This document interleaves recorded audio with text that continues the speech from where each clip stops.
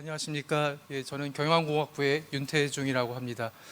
제가 먼저 이렇게 워낙 내성적인 사람이고 강의 들어갈 때도 항상 이 떨리는 마음을 주체할 수 없이 강의를 하는데 또 이렇게 많은 교수님들과 훌륭하신 분들 모시고 잠깐 말씀을 드리겠습니다. 먼저 저같이 부족한 사람에게 우수 강의 대상이라는 너무나 과분한 상을 주셔서 감사드리고, 그리고 또 제가 이러한 상을 탈 수 있도록 저에게 제 강의에 대해서 좋은 평가를 해주신 학생분들께도 깊은 감사를 드립니다. 아마 저보다 훨씬 더 경험이 많으시고 아주 훌륭하신 교수님들이 많기 때문에 제가 오늘 드리는 어떤 이 사례는 그냥 되게 일반론적인 이야기고요. 제 슬라이드에는 어떤 팬시한 그런 내용이나 그런 게 있지 않고 제가 어떻게 수업을 했는지에 대한 내용들을 간략하게 정리해서 좀 말씀을 드리겠습니다. 저는 2020년 9월에 카이스트에 오게 되었고요. 그 이후에는 MBA 과정으로 마케팅 조사 분석론과 그리고 석박사 연구자 과정 과목으로 마케팅 자료 분석론이라는 두 과목을 가르쳐 왔습니다. 이 과목은 상당히 비슷해 보이죠, 타이틀 자체가. 하지만 매우 다릅니다. MBA 코र्스 같은 경우는 이제 주로 직장인 분들 아니면은 이제 직장을 다녔던 분들을 위주로 강의를 하고요. 이 연구자 과정 MS PhD 코र्스 같은 경우는 에듀 4.0에 맞춰서 이제 플립드 러닝 그런 방식을 통해서 강의를 합니다. 오늘은 제가 이 마케팅 조사 분석론 MBA 코र्스를 어떻게 강의를 하는지에 대해서 좀 말씀을 드리겠습니다. 제가 이 교육 사례 공유 요청을 받았는데 사실 제가 아직 제 자신의 교육에 대한 철학도 없고 어떤 개념이 부족해서 요새 모르는 게 제가 있으면 다 챗 GPT에 전부 다 물어보거든요. 그래서 이렇게 쳐봤더니 훌륭한 강의를 하는 방법에 다음과 같은 것들이 있다고 이야기를 하는데 제가 중요하다고 생각했던 것들이 여기 다 모여져 있어서 역시 챗 GPT가 저보다 낫구나라는 그런 생각들을 하게 되었습니다. 여기 보시다시피 이제 목표 설정을 학생들이 배우기 전에 정확히 제시를 해야 되고 또한 내용 구성이 이해하기 매우 쉽게 되어야 하며 이제 서로 간의 상호작용도 잘 해야 하고요.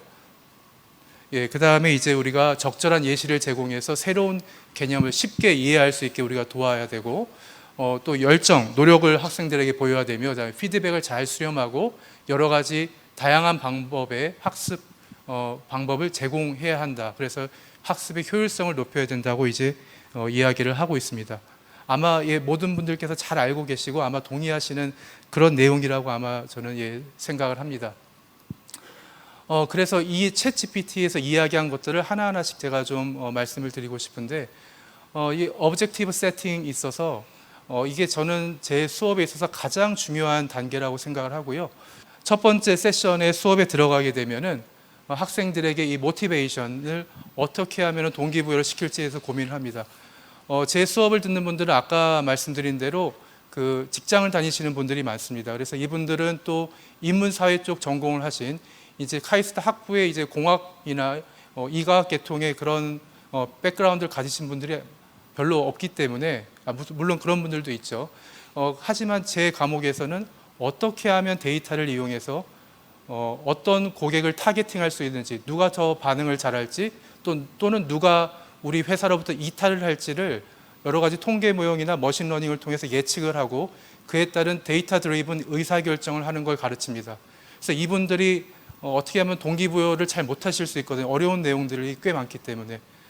그래서 제가 첫 시간에 하는 동기부여 방식은 제가 이제 여러 회사분들과 이야기를 할 때 최근에 가장 큰 문제가 데이터 사이언티스트나 통계하시는 분들이 회사에서 데이터 기반한 자료를 들고 오면은 경영자나 이제 실무자들이 그거를 이해를 잘 못하기 때문에 의사소통에 있어서 큰 문제가 있다라는 게 하나의 제가 제시하는 것이었습니다.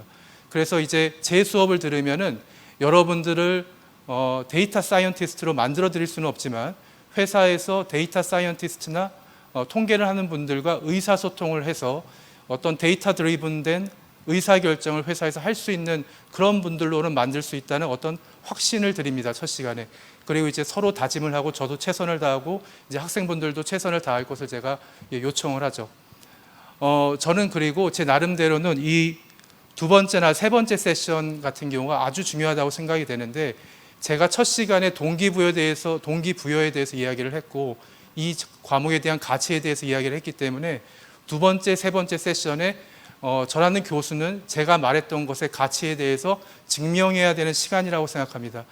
그래서 저는 최대한 학생들에게 흥미로운 어떤 데이터 드리븐, 데이터에 대한 이해가 무엇을 바꿀 수 있는지, 데이터 해석을 잘못했을 때 회사의 의사결정에 얼마나 큰 문제를 가져올 수 있는지에 대해서 많은 설명을 합니다. 그러면 이제 느껴지는 게 학생분들의 그 눈빛이 달라지거든요. 그리고 몰입도가 엄청 좋아집니다. 그러한 경험을 통해서 학생분들의 좋은 모티베이션을 강의 학기 마지막까지 잘 끌고 갈 수 있었던 것 같습니다. 다음으로 제가 여러 가지 티칭 컨텐츠도 중요하게 생각하는데요. 말씀드린 대로 이제 다양한 백그라운드의 학생분들이 있습니다. 인문사회, 공학, 다양한 분들이 있는데 이러한 직장인분들을 어떻게 다 이해시켜 드릴 수 있을 것인가. 또 통계 지식이 거의 없는 사람에게도 통계 모델이나 머신러닝들을 어떻게 이해할 수 있도록 설명할 수 있을 것인가가 큰 화두였죠. 저 같은 경우는 그래서 수식을 많이 쓰기보다는 수식을 쓰긴 하지만 그래도 모든 수식들을 최대한 아주 쉽고 흥미로운 일상생활에 접할 수 있는 예를 통해서 설명을 하려고 노력을 합니다. 또 이제 코딩 같은 경우도요. 이제 제 수업 시간에 이런 인문사회 전공하신 분들이 코딩을 하셔야 되는데 코딩을 진짜 해본 적이 없는 분들이 꽤 많이 있거든요. 그래서 여기 보시면 아시겠지만 실제 어떤 코드들보다 코드에 대해서 이게 무엇을 의미하는지 그 설명이 훨씬 많이 들어 있습니다. 이런 식으로 아주 이해를 쉽게 할 수 있게 제가 도와드리고 있습니다. 또 예를 들어서 이제 슬라이드 같은 경우도 제가 항상 코딩에 친숙해지실 수 있도록 여러 가지 어떤 개념들을 설명할 때 코드를 통해서 모든 것을 다 설명을 합니다. 그래서 이분들이 코딩에 대한 어떤 기본기나 어떤 경험이 없더라도 수업을 그냥 들음으로써 이제 쉽게 코딩을 이해하고 코딩에 친숙해질 수 있도록 제가 최선을 다해서 도와드리고 있습니다. 또 이제 머신러닝과 같은 경우에는 이분들이 이제 직접 코딩하는 건 좀 무리이기 때문에 어떻게 할까 고민을 하다가 그 마이크로소프트 애주어 ML 스튜디오 같은 것을 이용하면은 데이터를 실제로 불러들이고 그리고 여러 가지 모듈들을 갖다 연결하는 방식으로 지금 여기 보시면 뉴럴 네트워크를 쓰고 있는데요. 뉴럴 네트워크를 이용해서 고객들이 우리 마케팅 오퍼에 반응할 확률 또는 우리 회사로부터 이탈할 확률들에 대해서 이제 계산을 하는 그러한 경험을 하실 수 있도록 도와드리고 있습니다. 그래서 이런 것들에 대해서 제 나름대로는 학생분들이 만족을 하고 계시다라고 저는 생각을 좀 하고 있고요. 이제 인터액션도 매우 중요하다고 생각을 합니다. 그래서 인터액션을 어떻게 할 것인가? 이제 한국 분들 같은 경우에 요새는 이제 많이 액티브하게 하시는 분들도 있지만 좀 소극적인 분들도 아직까지 많으셔서 저 같은 경우에는 이 버벌 커뮤니케이션보다 어떤 학생들이 갖고 있는 non verbal 시그널을 매우 중요하게 생각합니다. 그래서 수업할 때 이렇게 뭔가 지루해하거나 학생분이 아니면은 집중하지 않거나 표정이 어두우면은 제가 마음이 상당히 좀 불편하거든요. 그래서 그거를 어떻게 개선할 수 있을지에 대해서 항상 고민을 좀 하고 있습니다. 또 이제 교육에 대한 어떤 열정, 이것도 이제 중요하다고 생각을 하는데 제가 학교를 좀 오래 다녔습니다. 여러 군데 학교를 다녔는데 그러면서 수업을 많이 들어봤고 이 교수님들이 수업을 하는 것에 대한 열정은 정말 처음 30분이나 아니면 1시간 정도 첫 수업만 들어봐도 저희가 쉽게 너무나 잘 알 수 있거든요. 학생들이 이러한 열정에 대해서 너무나도 쉽게 잘 알아챈다는 것이 저희가 꼭 신경 써야 될 것 중에 하나가 아닌가라는 그러한 생각도 한번 제가 해봤습니다.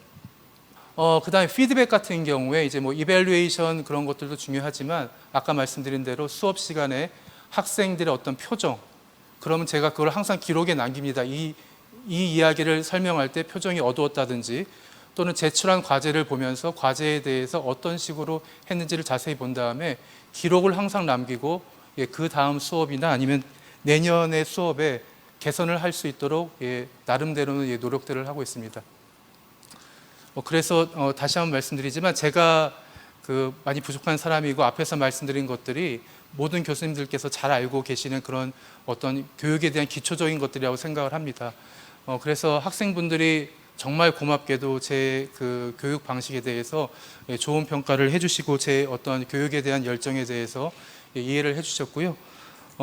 제가 많이 들었던 이야기 중에 하나가 그 제 수업에 할애하는 시간이 상당히 많이 들어간다. 이 다시 말씀드리지만 직장인 분들이라서 공부할 시간이 사실 거의 잘 없거든요. 업무를 하시면서 하시기 때문에. 그럼에도 불구하고 수업에 할애하는 시간이 굉장히 많이 들지만 시간이 아깝다는 생각이 들지 별로 않았다는 그런 너무 좋은 말씀들을 많이 해주셔서 제가 아주 큰 감사를 느끼고 있습니다. 마지막으로 이제 플립드 러닝에 대해서 제가 좀 말씀드리고 싶은데요. 제가 영국에서 5년 동안 강의를 하다가 카이스트에 왔는데 영국에서도 처음 가자마자 플립드 러닝 이야기 나오고 여러 가지 이야기들이 있었고요.